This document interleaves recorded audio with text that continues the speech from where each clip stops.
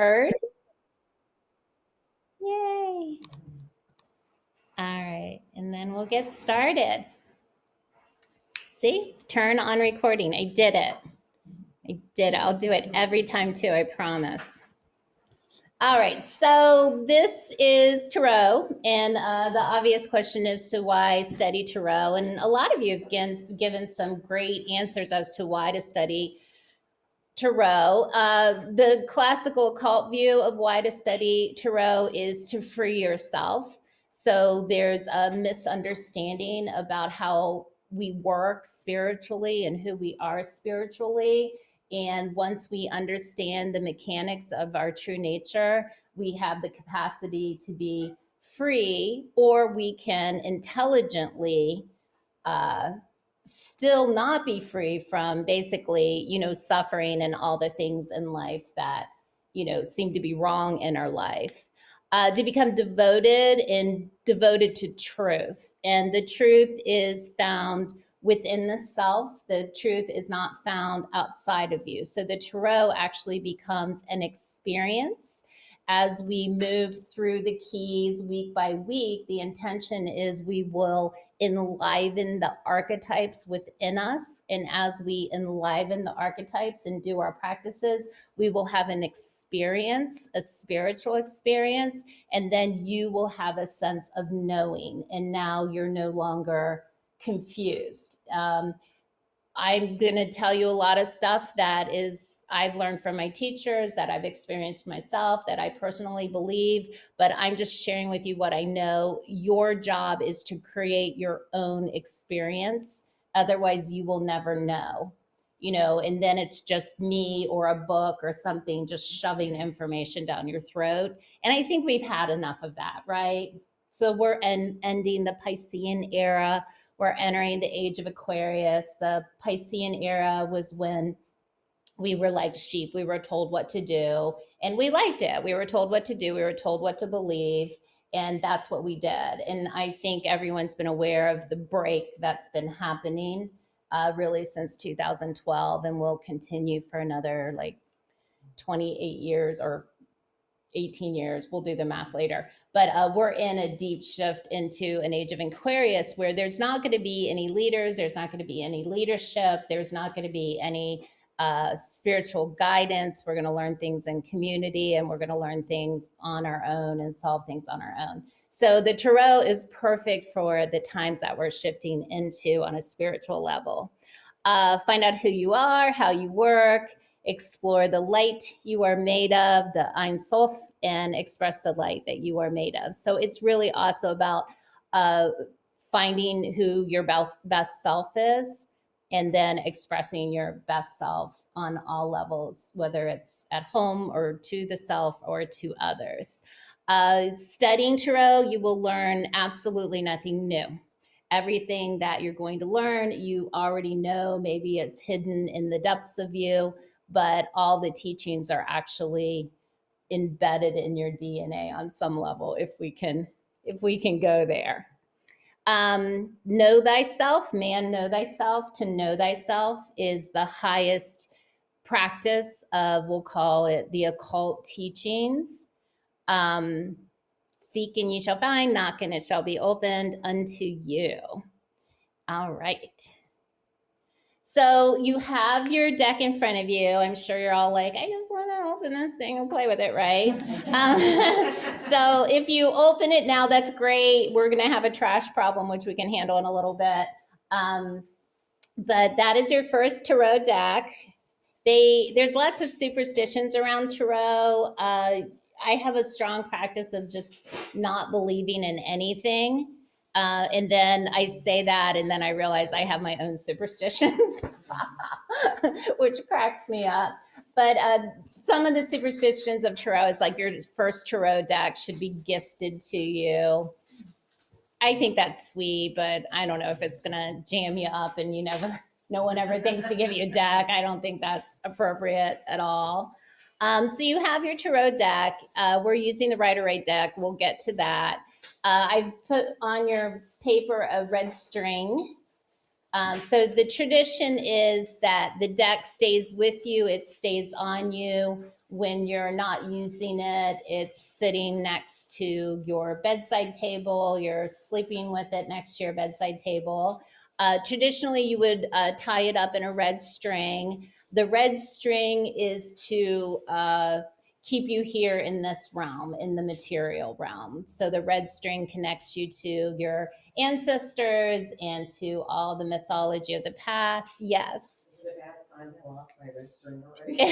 And that we can create a whole belief system around that. Is it now it's interesting you're sitting your butt on your red string. Like, what does that mean? Exactly. Another nice thing to do is you can get like a silk pouch or something. I, of course, have all kinds of goodies around the studio if you want to store your deck in a pouch, or if you have like a silk scarf. In metaphysical study, we always use like silk or wool or some type of animal skin. You know, I'm kind of moving away from animal skins just because of where we're at in the world. And then the other thing is you could have like a nice little wooden box, and then you can store your deck in the box. I have many decks. The deck that I use when I read, I have this cute little thing. I usually put a crystal on it, and this is sitting out in the open here in the studio, not with me all the time. I let anyone who wants to play with it play with it. Like I don't smudge it. I don't do anything to it. I have the belief system that it's always free and clear of energy, right? And then at home, I just keep one in my bedside table. So however you want to do with it. The Tarot is not a book. So it's not cards. So we're looking at what appears to be playing cards, right? And they were treated as playing cards in their origination as well. Like they got really, really popular around the 1300s. In the 1300s, that's when you historically first start hearing about the Tarot. And you hear about the Tarot because a king in France banned the Tarot. And then you think, oh, he banned the Tarot because it's devil worship or something like that. He banned the Tarot because his armies were playing and gambling with the cards, and the gambling became such an incredible problem that he actually shut it down. But that's the first time you hear about the Tarot. The origins of it are interesting. Some say that they were just playing cards. Some say that a group of people from all over the world who shared different languages got together to share the spiritual journey. And because they shared different languages, they were forced to use imagery. And then they could communicate. So if you look at, and you're going to learn about some Hebrew letters, but if you look at like Chinese letters, the letters actually have a symbol. They actually mean something. They don't mean words. It's not the way that we communicate with the English language. Does that make sense to you? So then all these people who shared all these different religious or spiritual backgrounds got together and wrote what is truly the common journey for every man, regardless of where you live and how you've been brought up. And so when we get into the Tarot, you're going to see there's pagan symbols. Paganism came later. There's Egyptian symbols, there's Greek symbols, there's symbols and messages from Hinduism, Christianity, Jainism, from Buddhism. And so it's really this incredible blend. And when you think about it, all of these different religions and spiritual practices, if you will, that we all really do share the same truth. So this is a way to communicate the truth in a common language, if you will. Another thought on the Tarot is that it was the spiritual practice of like the gypsies and a lot of other groups that were persecuted, and how better to hide your spiritual teachings than to hide it in what appears to be a deck of playing cards, right? So I think that's very interesting as well. You can Google, you'll go down a million rabbit holes. There's some good videos on YouTube, And, you know, it's all over the place. To know that this is a book, though, is very empowering. So you have basically a 78-page book. And when you're reading tarot, all you're doing is telling a story. So, you know, if we decide this is page 1 of my book, you know, and this is page 2 of my book, and then this is page 3 of my book's going to read different than this book, where this is page 1 of my book, and this is page 2 and page 3, right? So anytime you're laying cards out, you're just telling a story, right? Does that make sense to you? Okay, so that's really, I think, very, very empowering. Okay. So what you're doing when you're working in astrology, when you're working in tarot, when you're working with a lot of the metaphysical practices, is you're participating in what's commonly called the occult or transcendentalism. The occult really has a bad rap, and I would blame that more on Hollywood than anything else. The occult predates like paganism and Wiccanism. You're going to learn about like the pentagram. Right here, you're learning about the pentagram, which is symbology that appears in it. This is important for you to consider. You know, I've had people take the course and then decide that they couldn't continue because like their husband was offended by the cards, you know, and really religiously offended by it, you know. So as you're moving throughout the world learning this, I know you want to like share the information with your friends and family and stuff. And I just would caution you what you're going to come up against, right? So by definition, the occult is basically a category of supernatural beliefs and practices which generally fall outside the scope of religion and science. It encompasses mysticism, spirituality, and magic. And we're going to talk a lot about all of those things. I put up a picture in the devil guy in the pentagram. I mean, that's what a lot of people think about when they think about the tarot. And we do have a devil card in the deck. This is, you know, Michelangelo's The Man, or what have you call it. And he's in the shape of the pentagram. The pentagram, classically before Hollywood, represented man, the symbol of man, you know, 1 foot out, arm out, head up, right? And even before that, it really came from the Sumerian tradition where they were representing the elements, the 4 elements plus space or spirit, which is holding us all together. So a lot of this imagery, it's just been here forever. And, you know, now we do with it what we will. The Western teachings that you're learning, the occult teachings, are Western teachings. They became really popular in the 1800s as people started to just explore transcendentalism again. So you may have heard of like Blavatsky and the Theosophy Society, and this kind of got really cool and trendy for a long time as people just wanted to look at themselves in a different way. So how do you guys feel about that? You feel okay? Yep. All right. Well, speak up now or speak up next week. You don't ever have to hold your peace with me. Just speak up. So here's the card, the key. They call them keys that we're going to begin with. And so what you have in front of you is the Rider deck, which is the deck on the left. And then on the right is from the builders of the Aditya, which is Paul Foster Case. And that is the deck that we're going to really learn all of our theory and symbolism from. But you're going to practice with the Rider deck. And the reason we're doing that is because the Rider deck is the most popular deck. When you start doing readings, you'll pull out your Rider deck and people will be very familiar with it already. So it gives them insight as they're looking because they're already familiar.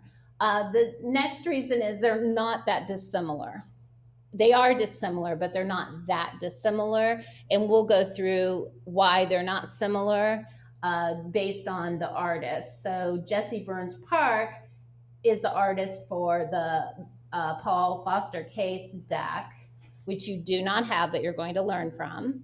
And then Pamela Coleman Smith, who is worth going down the Google rabbit hole and watching some YouTube videos. Fascinating woman. She's the artist for the Rider deck. The other reason we're not using the Boda deck is because when you get into the minors, they look like this. Okay, so this is the Seven of Wands. This tells you nothing. Like there's no hints for you, right? Now, over time, you're going to memorize your deck and you're going to memorize the Seven of Wands and you're going to have worked with it and you're going to feel the Seven of Wands. You're going to know the numerology. You're going to understand what a wand is, what world you're working in. And you might in the future be able to actually read this card. But at this level, you're never going to be able to. If I gave you this deck, you'd just be like, oh God, I am in HE double hockey sticks, right? Yeah. So that's another reason why we're not using this deck. You'll notice this deck is also in black and white. So in your handouts, you have a large black and white image of the Fool. And that's because every week you're going to have the card. The reason it's in black and white is because Dr. Case thought it would be best if you did your contemplations while being artistic. And so every week you're going to get one of these and then you'll have contemplations. And as you contemplate, I want you to color the picture. And you can color it with pens or pencils or watercolors. You can turn this into a hologram, like whatever you want to do with it. This is your piece of art. But when we're attached into that creative flow, like we're moving through that sacral chakra, that is the connection to the divine. So you've all been in your creative moments, whatever creation is to you, where you've probably kind of got lost in your process. That's the mindset that you want to be in as you're coloring. Does that make sense to you? Okay, so you can, every week you can pull that out and you can make your own booklet of it. But like I said, they're not that different at this point, are they? No. And then you have from your handouts, the colors. You can make the colors match as you color, or you can use your creative flair. If you make the colors match, like if you decide I'm going to color my Fool yellow because both Pamela Coleman Smith and Jesse Burns Park colored it yellow, so there must be something to yellow, right? Yellow means something, and yellow does. This shade of yellow is the vibration of the planet Uranus, and you're going to find that the Fool sits in our 11th house of destiny, and this card is ruled by the planet Uranus. Okay, so as you're coloring yellow, you're like, okay, you're thinking about Uranus. Can be 10 if I want to, sitting on your red string, thinking about Uranus.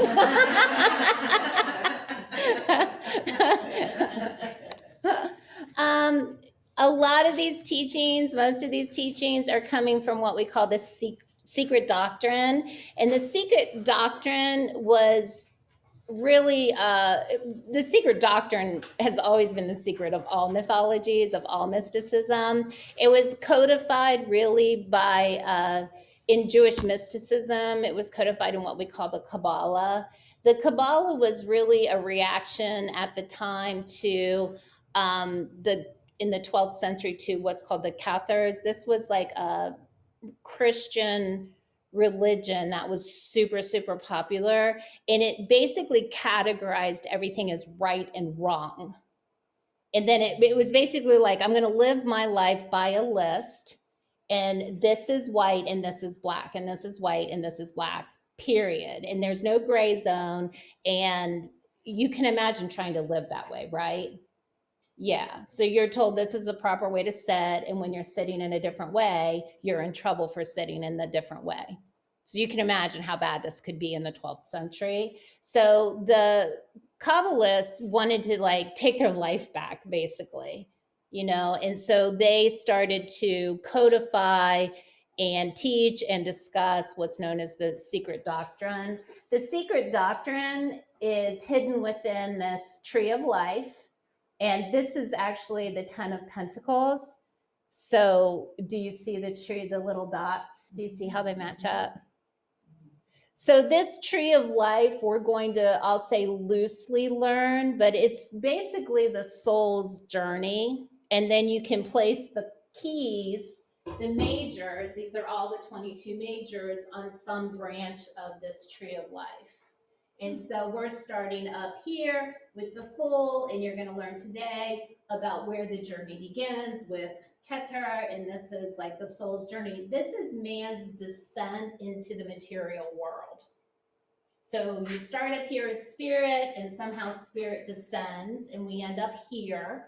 And here there's lots of suffering, correct? Yeah. So then the question is, how, we're not leaving here. I mean, we all leave here eventually, right? But we're not leaving here. But how do we bring this into our material world? And that is really what this is, the puzzle too. This is a map. And so you're kind of on a journey, and you're going to learn this map.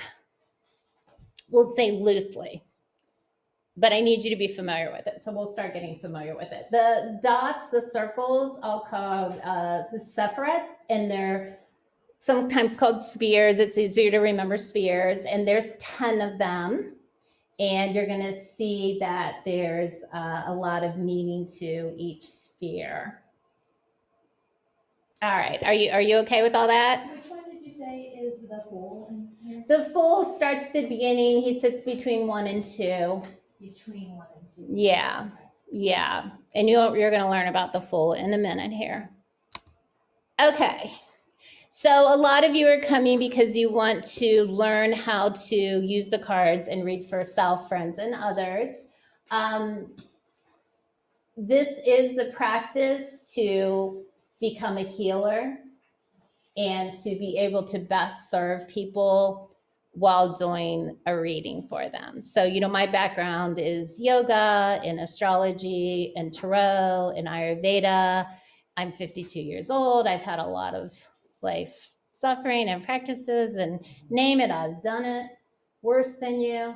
But this is one of my teachers, Dr. David Frawley. He says to be a healer, you need to be able to be a life counselor. So helping people with health, psychology, career, relationship, and spirituality.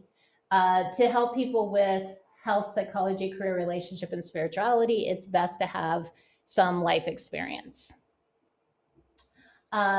You have to have the ability to contemplate life as a whole.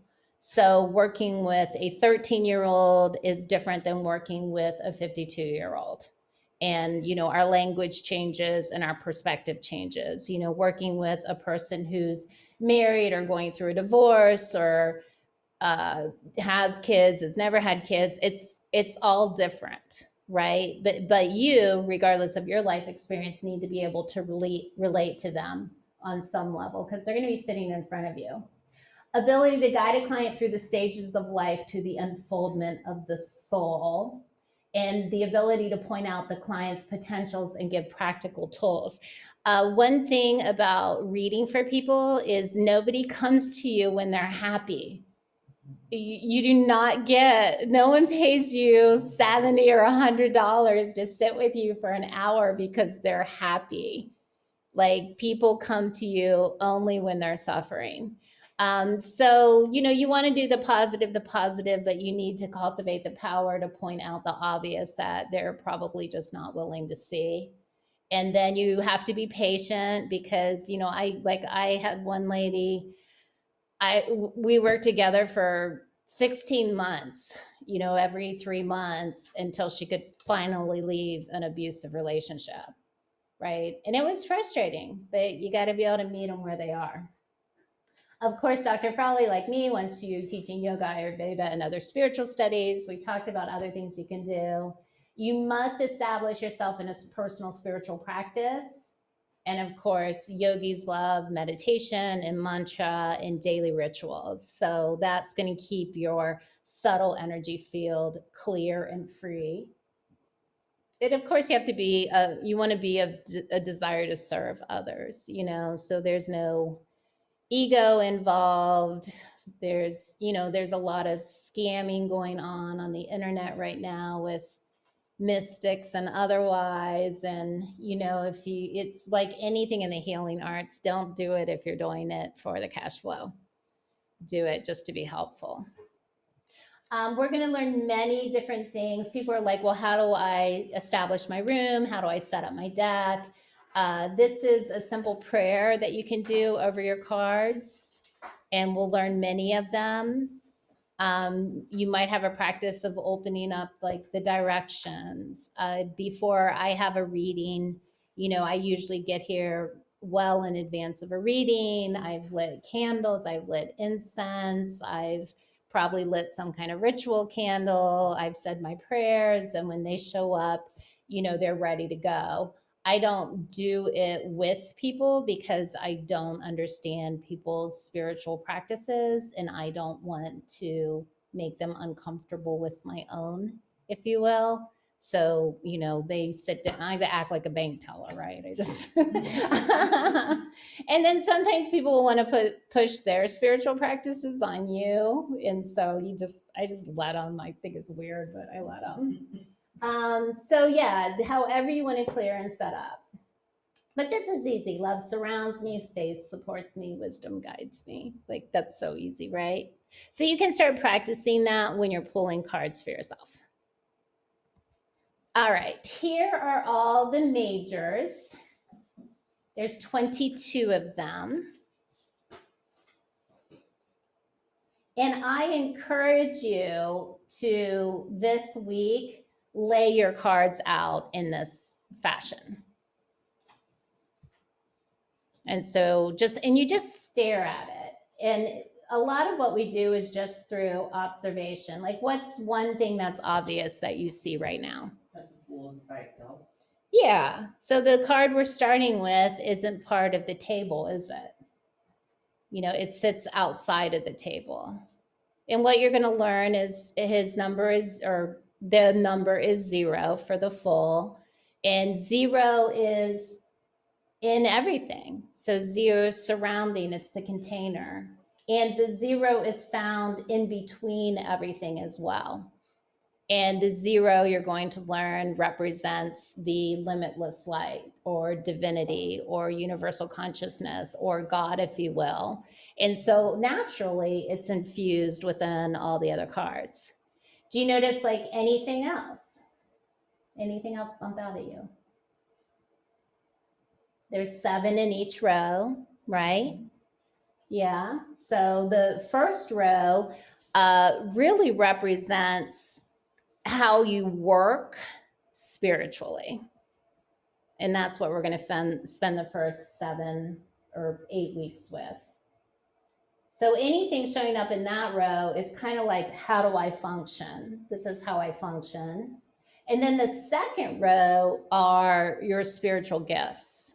Some of them you may be aware of, some of them you may not be aware of. For example, you can just look at number 8 as the first power, and number 8 as the first power is Kundalini. And Kundalini is the divine feminine life force energy that arises within you and animates you. And most people walk around with no activation of their Kundalini at all. And we can do practices to activate Kundalini. You know, I teach Kundalini every Sunday. And then when you get to the bottom, you get to really what is the actual spiritual journey. You know, so we begin with the devil. The devil always freaks everybody out. I would have you already looking, hello honey, looking from like the devil here up to the lovers here. And you see there's an angel. Don't they look similar? You see a woman and a man. You see a woman and a man. You see an angel. And then you see what appears to be a devil, right? You go over here, there's a woman and a man. You see an angel. right? And so this card is really like tomfoolery. That's actually this card. It's just the spiritual journey begins with you can't see. You are in bondage. You cannot see. And the whole world looks like suffering. I mean, do they look like they're suffering? They got chains around their neck. There's a scary demon above them holding fire. Like, that's scary, right? And that's where our spiritual journey begins. You know, you're in bondage, and somehow you have to learn to remove the chains of bondage and see the demons in your life as the angels that they actually are. Like, doesn't your suffering make you change? Yeah. And then we go on that journey to the end. Now, getting the chains off at the beginning of the journey, we do that with everything we learn in the first 2 rows. Because I can get rid of a chain in a Kundalini class. I can get rid of a chain in my meditation practice. I can get a chain to go away by asking simple questions of myself. What don't I know? What don't I see? What haven't I considered? What else is there? And we're going to learn to ask ourselves all these questions. You know, what is the gift of this suffering? And it's all funny. That's actually a comedy card. This is the astrology wheel. And don't let everything overwhelm you today, okay? Today's overwhelming because we're coming in not knowing. You'll see this 100 more times. This is the wheel of astrology. And the way astrology works is you are a baby. Hello, Debbie. You got a skinny through. So you are a little baby sitting here in the middle of what we call the horoscope or the zodiac. And on the day you were born, you opened your eyes and you looked around and you saw the different planets through the constellations. So, for example, I was born on February 27th. I'm a Pisces. So I'm a little baby sitting in the middle here. I looked up at the night sky, and my sun was in the sign of Pisces at 8 degrees. You know, my moon was in the sign of Cancer at 14 degrees, and so on and so on. So it's just like the display pattern of the universe. So that's what you're looking at. You're looking at you as being the center of the universe. Does that make sense to you? We know the sun is our center, and we're going around the sun, right? We understand that. But from this perspective, everything is actually going around us. And it's truly visual. The houses all have a very specific meaning, and this is the key to creating the container. So you're going to learn the first house represents yourself, like your physical self, and then yourself shining through to others. So how are you showing up in life? You know, so let's say we shuffle the deck, and how are we showing up in life? And I pull the Wheel of Fortune, I put it in that first house. Wheel of Fortune says there's a lot of karmic retribution happening right now. So I know this person sitting in front of me is suffering because the Wheel of Fortune tells me they're on a karmic loop. You know, and they're aware of it, which is the worst thing. Like, do you ever have things you do that you can't stop doing, even though you know you shouldn't be doing them anymore? Does anyone do that? Yeah. And then I also know, so I know they're aware, I know that they're suffering, I know that it's karmic, so it's coming from past, present, or future. It could be related to the family. I also know that they need to wait a month, okay, because the wheel tells them to wait a month, and you're going to learn all that. All right, so their physical suffering or how they're showing up in life will change within a month's time. Then we go to the second house. The second house is money. It's also values. And what do we value the most? Ourselves, right? But this is money. Third house is communication, thinking, siblings. It's also short trips. So, you know, I put a card in third house. This is the Seven of Pentacles. This dude is working his ass off. So I know that he's refining his communication technique. There could be problems with the siblings that they're working through. I know that he could be wanting to go on a trip and trying to work hard to save up money to go up to the Great Lakes or something because it's a short trip, right? See how this is working? Fourth house is home, family, mother. Fifth house is children, fun, joy, creativity, and lovers. This person's married. Temperance shows up in their fifth house. Something nasty's going on in their seventh house, and then something will usually show up in the eighth. And I'm like, who are you flirting with? I'm not flirting with anybody. I'm married. All right. We'll keep going, right? Sixth house is health, day to day, your everyday experience, getting in your car, driving to work, eating your lunch, taking care of yourself. This is a boring house, which is a critical house. Seventh house, relationship. Eighth house, other people's stuff. Ninth house, higher education, big long trips. 10th house, career, success, the father. 11th house, destiny, friends, organization. 12th house is what you don't know or what you don't want anyone else to know. Guru shows up here, the hermit in the 12th house. This person is undertaking a deep spiritual learning and they're keeping it to themselves. It's their own personal journey. You know, this could say, depending on what comes up in the 9th house of teachers, could say you need to find yourself a teacher. Or you are the teacher, right? So you see how nice this is? Isn't this fun? Yeah. Yeah, it's overwhelming, right? Is it overwhelming? It's okay. It's okay, we're gonna get there. We start with the Fool in the 11th house of destiny, of friends and organizations. The planet Uranus rules it. Uranus is like sudden, unexpected, cool changes. It's very exciting card. Doesn't the Fool look like an exciting card? Yeah, he looks like he's starting something new, doesn't he? And it's destiny, right? I love that. There are 78 cards total, so there's 22 that you've kind of been introduced to. We'll come back to this slide again and again and again.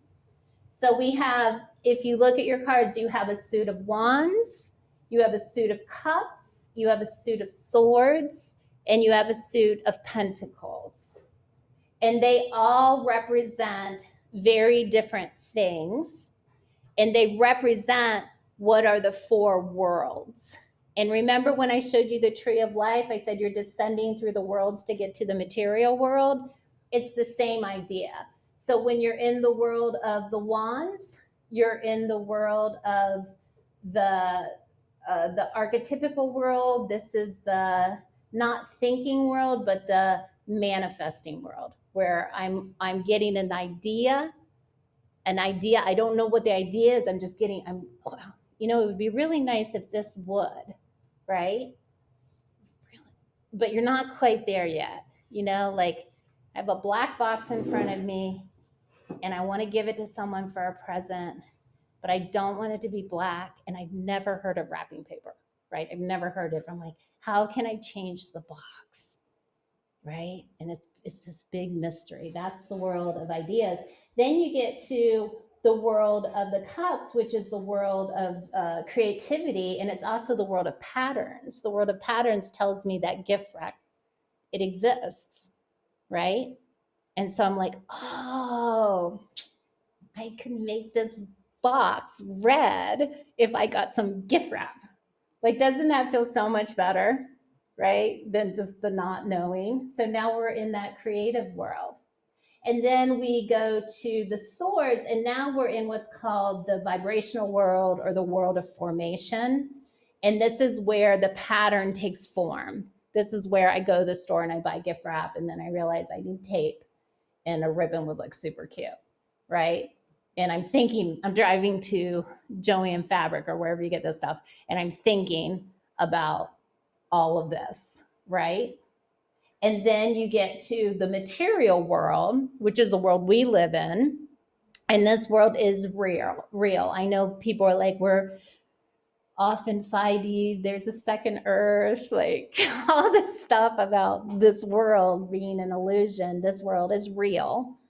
It's happening. You're part of it. It's not an illusion. This is where we're sitting down wrapping the box. We've got all of our stuff. And then at the end of it, we've got this gorgeous gift that we're going to give to somebody. So this is like the juicy world, right? So already you know, if let's say I pulled a wand, I pulled the King of Wands, and we'll get to all the people cards as well. But I already know this person is in the idea phase. All right. So 11th house, which we're going to learn, is groups, organizations. You know, I love the destiny part of it because we're dealing with the Fool, but let's say this card falls into their groups and organizations and friends, and it's an idea. I'm like, you know, are you thinking about joining a group? Are you thinking about stepping up within an organization? Because I pulled a king as well. Do you have some idea that you're not sharing with your group, your organization, or your friends? So do you see how we're making a story as well out of the card? And I'm also not telling, am I? I'm asking, aren't I? Yeah. And so where we started, I said that person just sat there shaking their head. Like, what good is that, right? Let's figure out what the real story is. And then you're going to learn all the signs, but we're going to keep coming back to this again and again and again so that we memorize it. Does that make sense for you? Yes. Thank you. I know it's a beautiful slide. I just obsessively worked on that for like 3 hours because I suck at this. So thank you, thank you, thank you. All right, let's get it even more complicated. So here is the astrology wheel again. And there's just a different way to look at it. But see all these cards? You see 2, 3, 4, 5, 6, 7, 8, 9, 10. 2, 3, 4, 5, 6, 7, 8, 9, 10. And I would go around 2 more times for a total of 4. Did we just learn there's 4 worlds? Yes. Okay, so somehow our worlds are falling into the wheel of astrology as well. What number isn't on there? 1. 1 is not on there because 1 represents the element. Okay, and we're going to get into all this. I just want you to start thinking about where you're going. So each, like the wands are the element of fire. The cup, that makes sense. Water, you can remember that, right? Wands, you can remember fire because what shoots out of Harry Potter's wand. Okay, you can remember cups because you're going to put water in a cup, right? The sword is the mind. You're going to remember that eventually because the most cutting thing we use is the mind, isn't it? And our words are air, and they're the most cutting things, right? You don't remember the person who accidentally bumped you into the corner, but you remember the person who told you were a effing a-hole, right? Yeah. I'm sorry. I didn't mean it when I said that. I didn't. I was just like in a mood. It just came out. And then we have the earthy element. So are you getting this? Because, and we'll skip all the way back here, because this is an ancient teaching. And the Sumerians and all the magicians and all the occultists of old work with the elements to do magic. And we'll learn about magic when we get to the magician next week. All right, do you see how this is working? Okay, so let's start with the Fool. When you're looking at your tarot key, what you're going to want to do is just spend 5 minutes just looking at it. Just like, what do you guys see when you're looking at this key? What, you tell me. What do you notice? He's looking forward, or they're looking forward. Yeah, they're kind of like, up in the distance, aren't they? Yeah, good observation. What else? The leap of faith. Yeah, it looks like definitely going to jump off that cliff. Looking up, do they even know the cliff is there? Like, do they know where they're going? Are they paying attention? Are you a little worried about this person? Like the dog, like almost nipping at his heels. Yeah, the dog's like, dude, pay attention. What are you doing? Or maybe the dog's like, let's go, I'll go first. right? What else? Are those Hebrew letters on their? Yeah, Is it? yeah. So on the inner robe, which is white, you see the Hebrew letters, which we'll get to. It means Jehovah. Yeah, and then there's lots of things on the tunic, aren't there? We've got yellow wheels, and they've got spokes on them. There's a flame. There's a moon. There's a star. There's a shin. This is shin. This is another Hebrew letter. Hebrew letter here. What, like intuitively, what do you think this card means? Just intuitively. It's clueless Just clueless. Okay, clueless. I love that. or brand new. Yeah. Okay. New. Very naive. Naive. Confident, Yeah. Confident. like I'm indestructible. I can Okay. just do this. Yeah. Yeah. All right. So that's step one, is just stare at your card for 5 minutes and do that like twice a day. And then we want to start at the bottom right, and then we go to the bottom left, and then we go top to bottom. And that's how we analyze the card. So at the bottom right, you see a Hebrew letter, and that Hebrew letter is called Aleph, and it translates to the number 1, and it translates to the word ox. Now, it's interesting to note the card is key 0, right? So you have 0 on the left, moving to 1. And that is very telling about what this card means. What's between 0 and 1? Everything, anything, nothing, right? So this is a card of potential, isn't it? And we know that because it lives between 0 and 1. Now, ox, it translates to ox. The first letter of the Hebrew alphabet means ox, okay? So this is probably because the alphabet was created during the age of Taurus. So like I said, we left the age of Pisces, we're moving into the age of Aquarius. In the age of Taurus, that's when man started writing things down. That's when we learned to conquer the world, right? So we're no longer hunters and gatherers. We're establishing homes, we're farming. The ox allowed us to even mass produce on some level food. So we could also live in community as well, right? And so that really gave us our first glimpse of refinement. So you know how Maslow's hierarchy of needs, you have to have safety and security. So you have to have food and be warm and have a roof over your head. And then there's a sense of belonging, like in your family and then in your community. And then from there, you can actualize spirituality, because the very pinnacle of it is self-realization, is the pinnacle of that hierarchy of needs. So without that, man couldn't even begin to truly evolve spiritually. Like the problems we have today are, we have the disease of haste, the disease of waste, and really the disease of we'll say least effort. Like we're all up in our heads and we're all suffering and we're all having these moments, not because we're hungry, right? Not because we're cold, not because we're living on the streets, but because we're in our heads now. So we have so much time, right, to get there. Isn't that interesting? So that's why the ox is the foundation of the Hebrew alphabet, because the ox established the opportunity to spiritually expand. Does that make sense to you? Mhm. Yeah.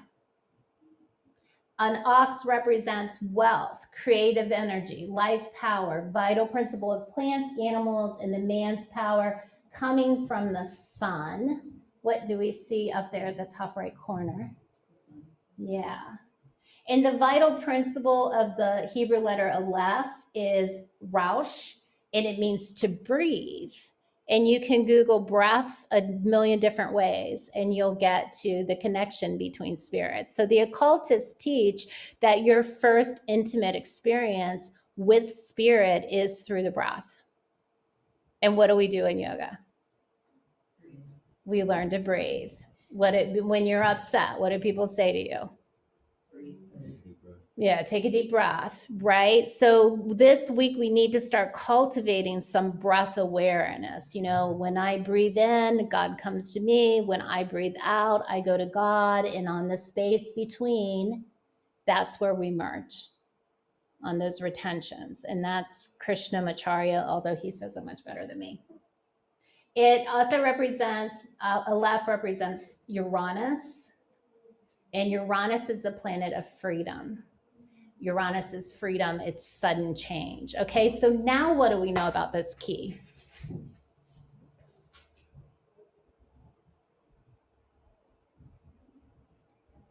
We know it's freedom. We know it's pure potentiality. We know it's sudden opportunity.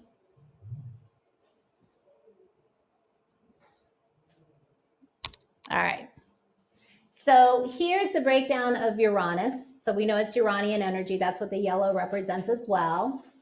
The awakener, the breaker of traditions, action, sudden, unexpected. Sometimes a Uranian event can be violent. You know, we're coming up on a new moon on 11/4. New moon is 12 degrees Scorpio opposing 12-degree Uranus in the Earth sign. So all the Earth changes we're experiencing because Uranus is in an Earth sign now. So we're going to have sudden, unexpected events on 11/4, probably related to the Earth on some level. You already started seeing it come in. We had that bomb cycle. Is that what they called it? Yeah. So we can expect more and more of this because that's what Uranus in Earth does. And then it's in the 11th house of friends and organizations, hopes, dreams, wishes, destiny, sacrificing the self for the collective, and all the hard work that we do in the house of success that we reap in the 11th house. Destiny, though. So what would you say of this Fool as it relates to destiny?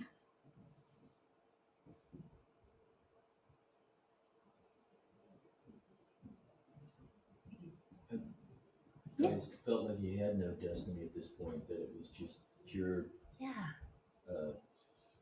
he's a complete beginner, so he's unimpeded by anything. Yeah. So, Yeah, good. So he's stepping into he's his best self, stepping boldly into the future, going where no man has gone before, right? That's what this card is. So do you think this is a very positive card? Yeah, so if it shows up for you, you're like, oh, yeah, new beginnings. What's happening? Oh my God, something's going to happen. Something's going to happen, but it's going to be awesome because this is, I'm on my path. I'm heading into my destiny, right? He represents, or the Fool represents superconsciousness. And superconsciousness is the consciousness of the divine. And you're going to learn you have self-consciousness next week. And the week after that, you're going to learn you have a subconscious. The Fool is beyond the self-conscious and beyond the subconscious, which is a mystery. And the pattern of the trestle board, which is the tree of life, which at the top was Keter, is telling you that all the power that ever was and ever will be is here now. And you want to memorize that. All the power that ever was and is now, or all the power that ever was or ever will be is here now. And just think on that for a moment and think on the shape of the zero. Think of the no beginning and no end. You know, we try to think of what was here before everything was here, or where was I before I was born? Where am I going afterwards? And we get into this state of like utter confusion, don't we? Yeah. But everything that ever was is here right now. And you have access to all of that. Like you have access to all this power, and you're not aware that you have access to all this power. Are you in charge of your destiny?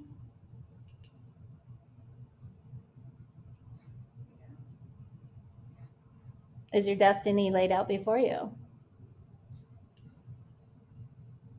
So these are things to contemplate. 0 is the no thing, the power of manifestation, freedom from liberation, the unknown, limitless source, the cosmic egg. It looks like an egg, doesn't it? From 0, from nothing births everything.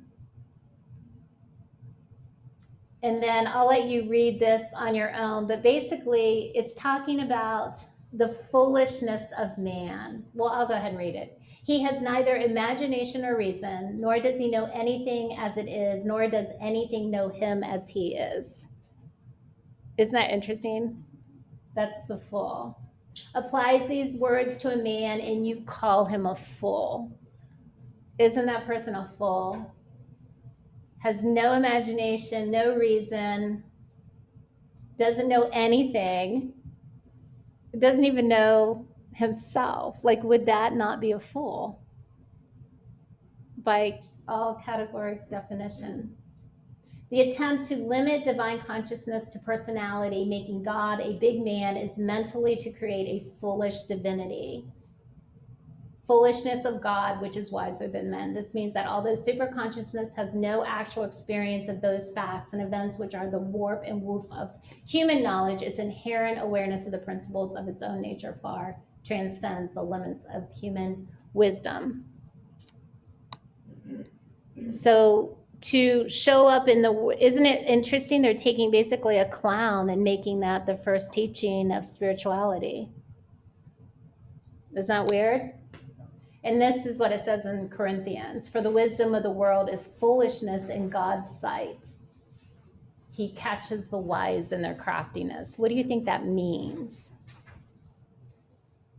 Have you ever heard of the whirling dervishes? It's this religious sect somewhere in Asia. Is it Turkey? They just spin. They spin in circles all day long in love with the divine. If you saw a group of humans on a mountaintop spinning around in circles all day long, what would you think of them? Are you kidding me? They look like fools, right?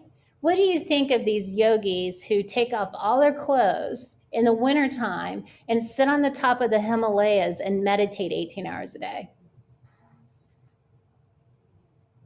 They're damn fools, aren't they? You know, what do you think of the man who gets up every day, drinks his coffee, packs his lunch, goes to work, makes a good income, and provides for his family? What do you think of him? And that's what that's saying. He is the damn fool. Okay, he is the damn fool. So God looks at everything we're doing, the things that we think are valuable, the things that we think are important, and the reasons we choose to do them. And God thinks we're all damn fools, like we've missed it. You know, if I'm going to work so I can bring this home to my family, God is looking at me saying, you are just a freaking idiot. Like, you have missed it. And that's the journey beginning, because my soul knows I have missed it as well. And then I start to suffer because of my foolishness. You know, God loves the fool. God loves the children. God loves the play. God has you incarnated here not to suffer, but for joy. As you move away from joy, you move away from God. So when you're suffering, you are so freaking far off your path. And that is exactly what this says. So from a spiritual perspective, it's originality, audacity, a venturesome quest. It's spinning on top of a mountain. From a material perspective, it's just folly. You know? So if this shows up in your second house, and then of course we're going to look at the 8th house and some other things going on, but like, what are you doing? Why are you wasting your time, your money, right? Yeah. All right, so the fool is looking up into the northwest corner, and then the sun is up there in the northeast corner, right?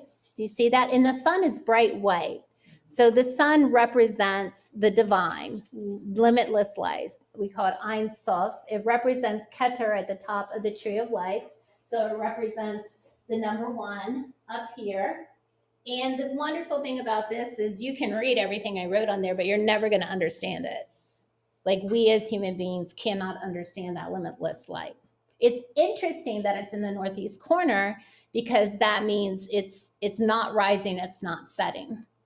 And that's to show you the consistency, the stability of the divine. Like, the divine is always over your shoulder. You know, he's not looking back, he's looking into the infinite field of possibility, because he's looking up to the northwest, which is looking away from the divine, right? But the sun's at your back. That's really what that means.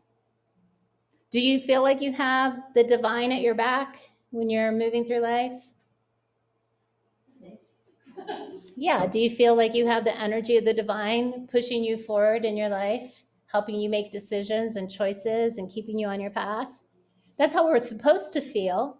I don't feel that way all the time. Sometimes I turn around and just flip it off, right? But yeah, you're supposed to feel that way all the time.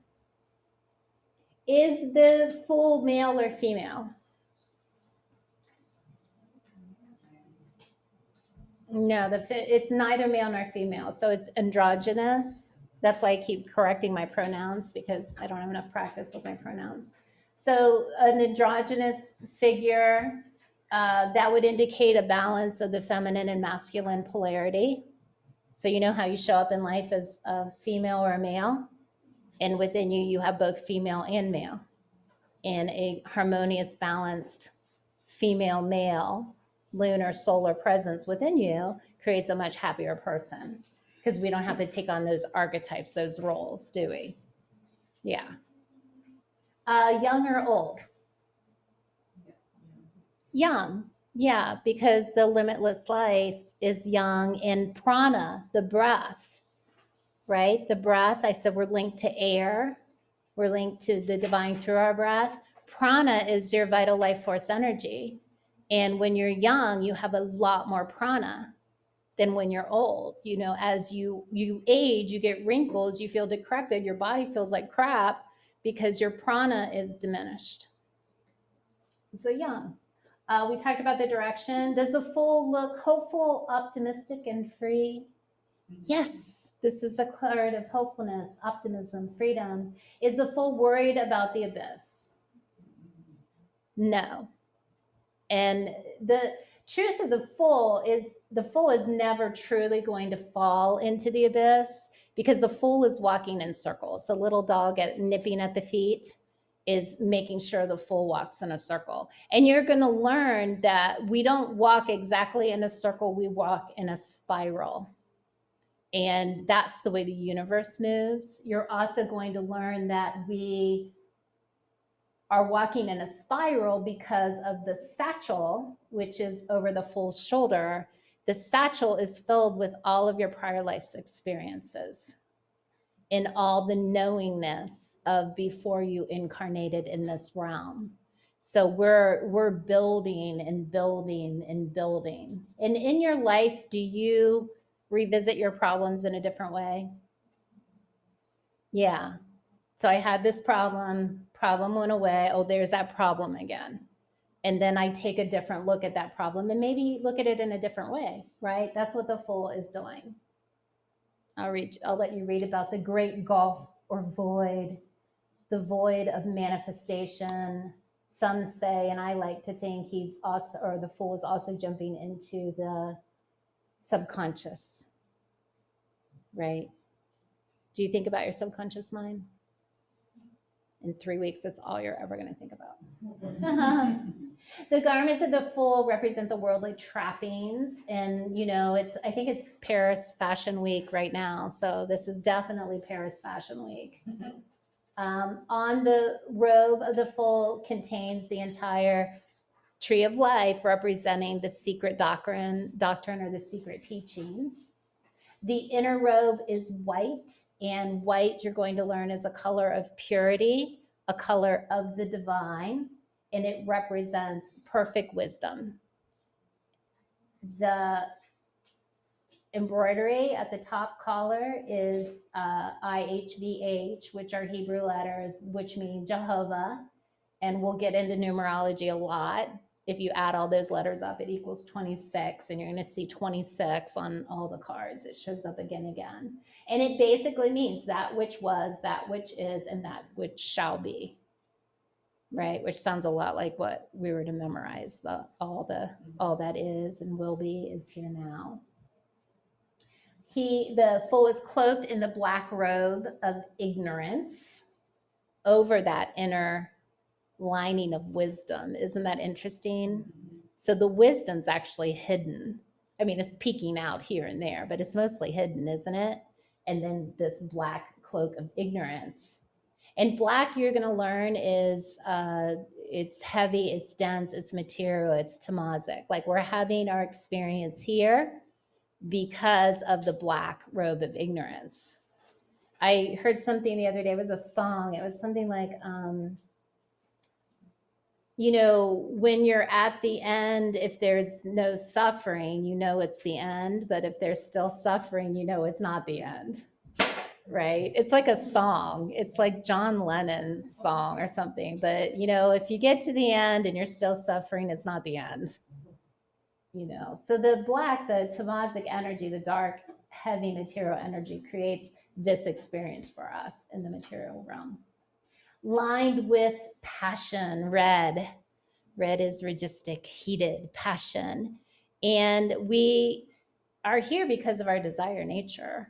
Like our desire nature is what keeps us growing and moving through life. And I think it's good at this point to also note, you know, yes, there's a purity principle to create health and happiness in your life. Yes, there's a purity principle so you don't act like a jerk and create karma drama in your life. And yes, your desire nature is 100% accepted on all levels in the occult. It doesn't matter if you are a queen angel or if you are a devil in this life. We are all in the same place, on the same path. Whatever you think, believe, desire, want to do with your life is perfectly acceptable from an occult tradition. Now, will you suffer more than others because of some of the choices and desires that you have? Yes, you will. And there's no judgment on that level. Like, you are free. And I love that about the occult teachings, because you don't find that principle anywhere else. Anywhere, right? Anywhere else you're judged, right? So now you're free. You can do whatever the hell you want to do. Be free. And if you're going to read tarot, you better not be judgmental of people. You'll be shocked. The 10 yellow wheels, 8 spokes. The 10 wheels represent the 10 spheres on the tree of life.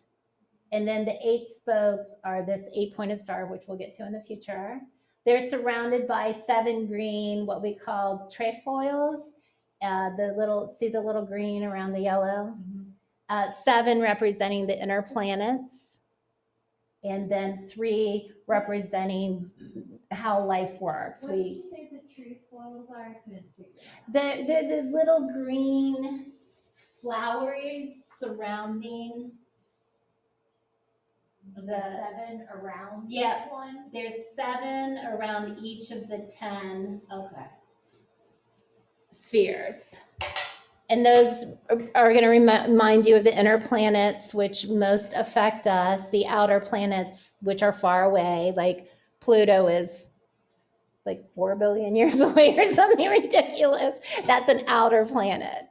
And we'll get more into that later. This is just stuff for you to think about. And then embroidered on the robe are all these symbols of protection. So one, the tree of life is the robe. And then you'll see there's the sun and the moon up on the shoulder. That's really to have you thinking about alchemy as well, and like magic, and how we use the lunar solar radiation to make fool's gold or the philosopher's stone, which we'll get to.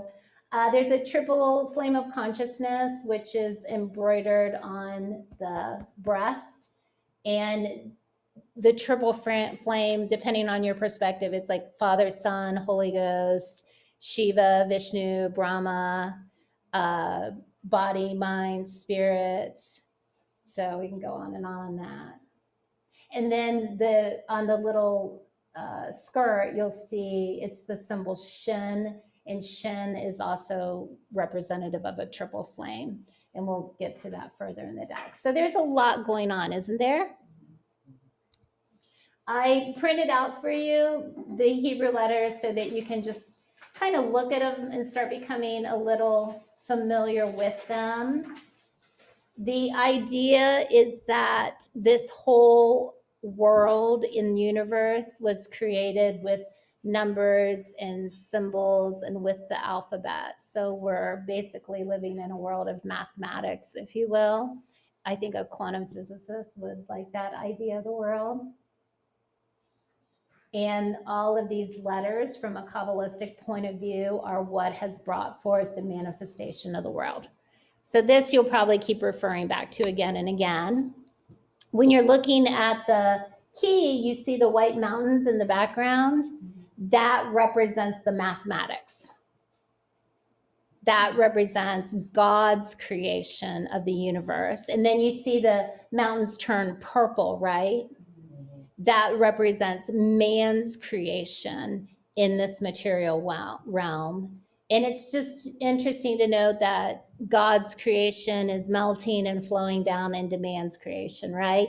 And then man's creation is flowing down into the abyss of manifestation, or the abyss of the subconscious mind, which further supports the idea, which you'll get to, that the subconscious mind is creating more than you can quite imagine, because you as the self think you're actively creating, thinking, and you're in charge of your life, right? Who feels like I'm present, I'm in charge? Who feels that way?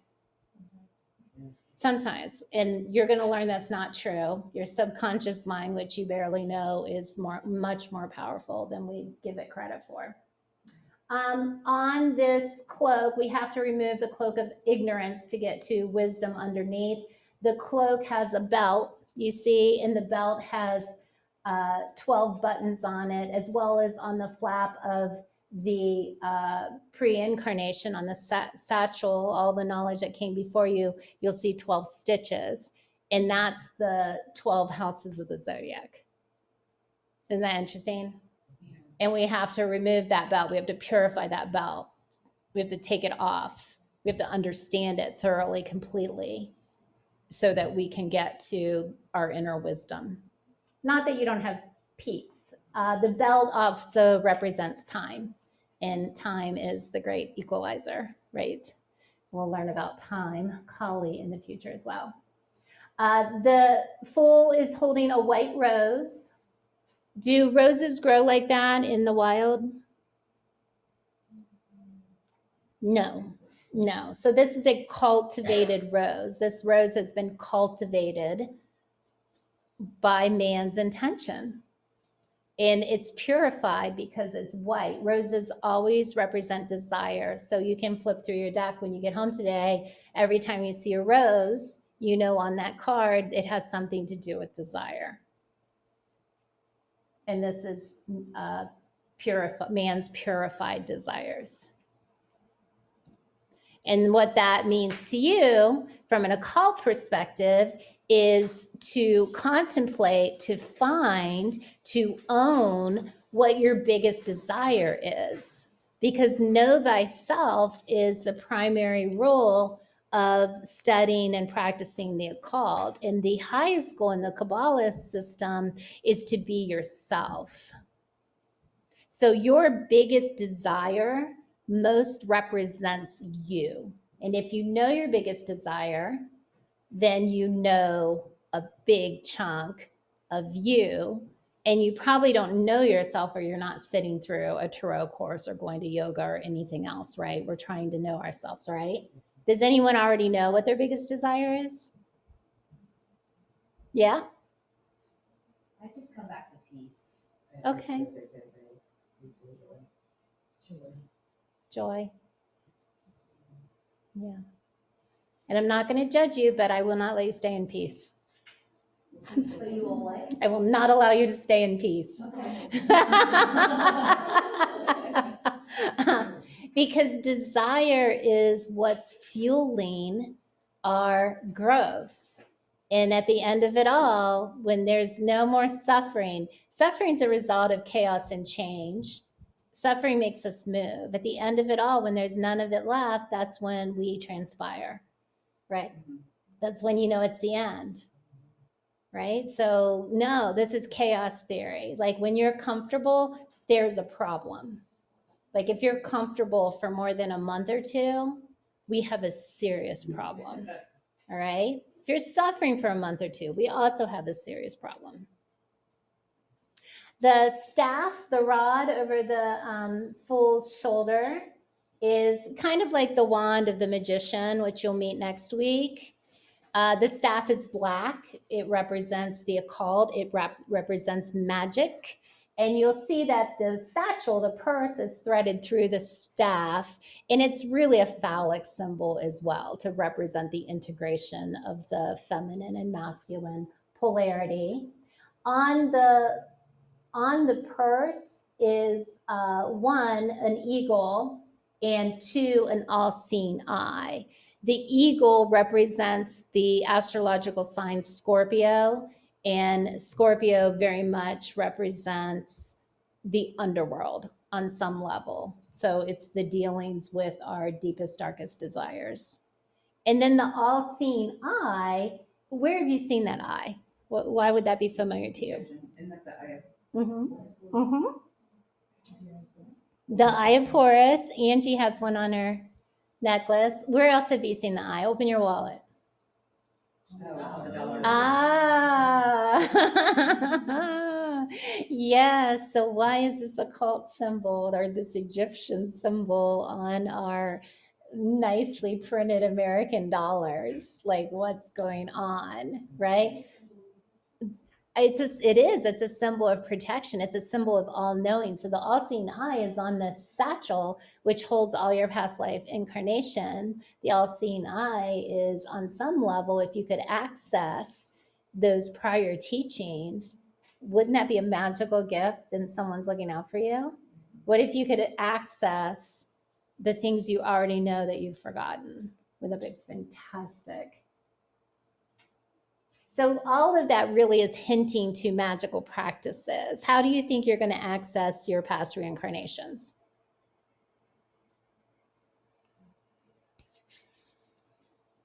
Sitting in front of fire, drinking a cup of tea? No. You'd be like, Om Trambakam Yajamahe. You're going to do it with a magical practice. All right. The Great Seal of the United States has the all-seeing eye. I'm not a conspiracy theorist, but if you want to go down the rabbit hole, it's so much fun. Just do not attach. We talked about the white mountains. The hose are green. The pantyhose are green, symbolizing the earth. You got yellow shoes, symbolizing prana, the life force energy. The purple mountain we talked about, you'll see it again and again. The feather on the head is man's dominion over animals. It's actually an eagle feather.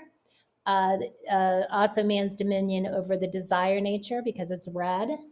The wreath is green, made of leaves, man's dominion over the natural world. And then you'll notice the hair of the foal is a lighter yellow than the Uranian background, and that represents the planet Mercury, which is communication and thinking. And then you've got the little doggy there, right? I mean, don't dogs show up in every story saving you? The dog is white. So the dog's been cultivated too, right? Like I have 2 golden retrievers. Like they were bred to be what they are, and they all look the same, right? And they all act the same too, for the most part as well. So this is not a wild dog. This is a dog that's been bred and created and manifested and tamed. The dog represents your intellect. Cultivated, tamed, purified, your intellect as a tool to guide you on this journey, right? So a lot of times on a spiritual quest, people be like, I'm just looking for signs from the universe. You know, oh, I'm just waiting and seeing, I'm watching, I'm just going whichever way the wind blows me. No, no, you have a powerful mind, and we're going to learn to control it and listen to it and understand its own divinity, your intellectual divinity. Does that make sense to you? Okay. The intellect, the mind, is subordinate to the superconsciousness. It's subordinate to God, if you will. But can you hear God? Is God whispering in your ear, giving you little suggestions as you drive to work every day? Like, can you, anyone? I'm not hearing much. Ah, I threw these up. Terrible screenshot. I apologize. I threw these up. They're not printed out for you. You don't need them. But these are examples of other tarot decks, the full. Okay, so how does the first one differ from what we've already learned? There's no wolf, no dog. There's no intellect. You Well- can see more of the abyss. Yep, the abyss looks very organized. It looks Um, almost inviting. yeah, And she's yeah, doing like a trust fall instead of forward coming into it. yeah. She's not. It's like she's very thoughtful that she's willing and ready and participating in this fall into this abyss. I like the gem as like a gem of protection, you know. But the wand, is she using it usefully? Mhm. No, she's just like falling into the abyss. So it's a lot different energy. It's not that it's not a beautiful card. It's not that it doesn't have merit and have meaning. And if you work with this deck, you'll get a really good physical, etheric sensation from it. You know, but you see all the things missing from what we're learning is classic, okay?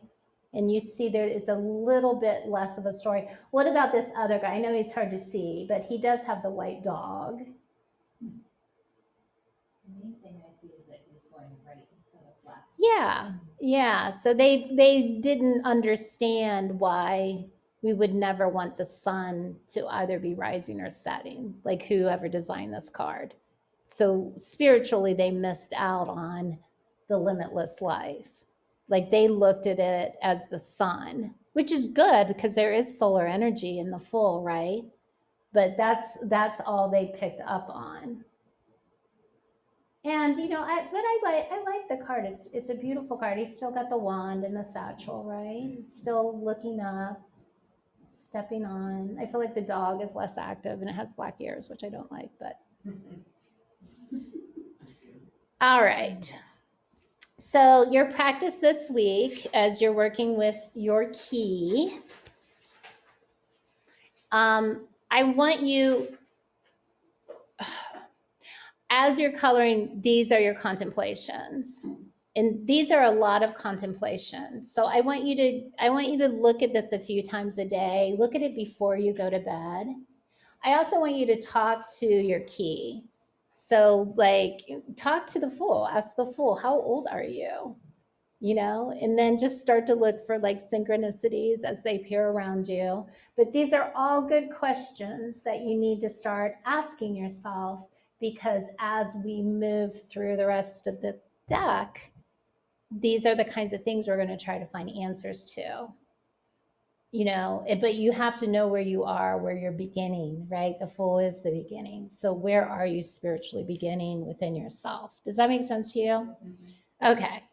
And then the actual practice that you're going to do is every night before you go to bed, and you're going to have your deck next to you, shuffle your cards thoroughly. You can practice your prayer over the cards. And then you're going to pick a card and you're not going to look at it. Just set the card aside face down. You can put the rest of the deck on top of it. You can put a crystal on top of it. You can throw it back in the box. I don't care. Just don't look at the card. When you go to sleep at night, I want you to tell yourself that you're going to remember your dreams. And whatever key we're working on, I would invite that key into your dreams. So inviting the full into your dreams. And then if you wake up and remember your dreams, you can write them down. And you're going to go about your day. And then at the end of the day, you're going to get your journal out and you're going to write about your day. 5 sentences or make a book. I don't care. When you're done journaling, you're going to look at the card that you flipped.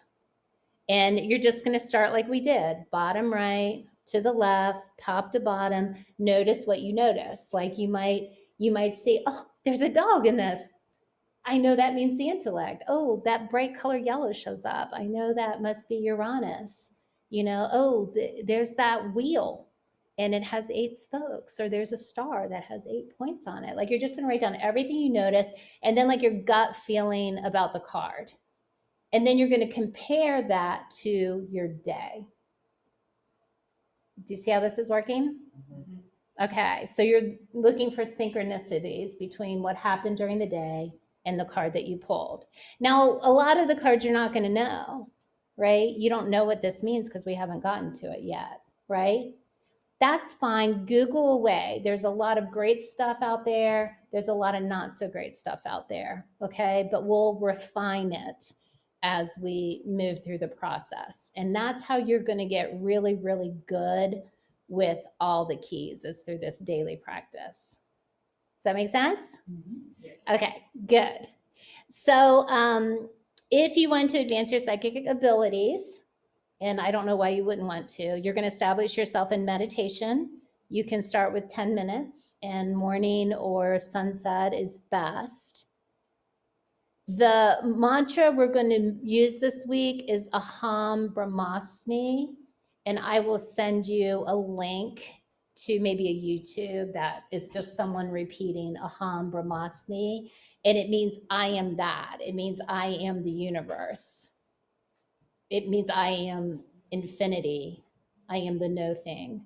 I am the limitless light. I am the full, because Brahma is God. Aham, I am. Aham Brahmasmi. And does everyone meditate, or is this all new? Okay, so you just sit quietly and mentally recite, or you can chant out loud. Chanting for the time periods that we're in, the shift we're in, is most effective. Spend time in nature daily.